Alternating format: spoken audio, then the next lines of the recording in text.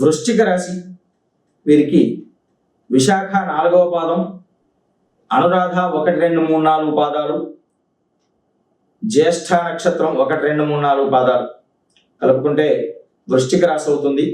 వీరికి ఆదాయం 11, వ్యయం 5, రాజపూజ్యం 2, అవమానం అనేది 6. ఆదాయం చాలా బాగుంది, కానీ గౌరవ మర్యాదల్లో కాస్త ఇబ్బందికరంగా ఉంది. వీరు ప్రధానంగా ఏ కార్యం చేసినా మనోధైర్యాన్ని పోగొట్టుకోకుండా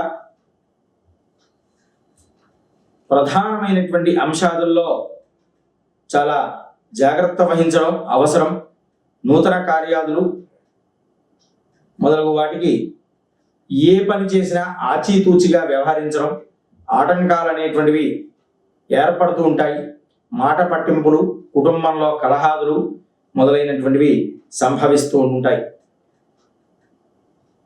మధ్యకాలంలో మాత్రమే కాస్త ఒక 2-3 మాసాలు ఒక మిశ్రమమైనటువంటి ఫలితం ఉంది.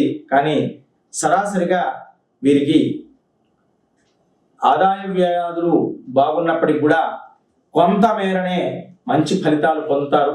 కొంత పూర్వార్ధం అంతంత మాత్రంగా ఉంటుంది. ఉత్తరార్ధంలో మిశ్రమమైనటువంటి ఫలితాలు పొందుతూ ఉంటుంటారు.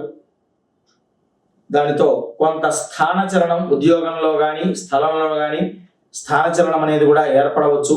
వీరు చాలా జాగ్రత్త వహించి నడుచుకుంటే చాలా శ్రేయస్కరంగా ఉంటుంది.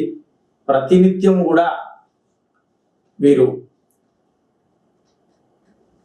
వెంకటేశ్వర స్వామి వజ్ర కవచ పారాయణాన్ని, స్తోత్ర పారాయణాన్ని ప్రతినిత్యం 5 మార్లు పఠించండి. దానితో ఆపదల నుండి మిమ్మల్ని రక్షించడం అనేటువంటిది జరుగుతుంది.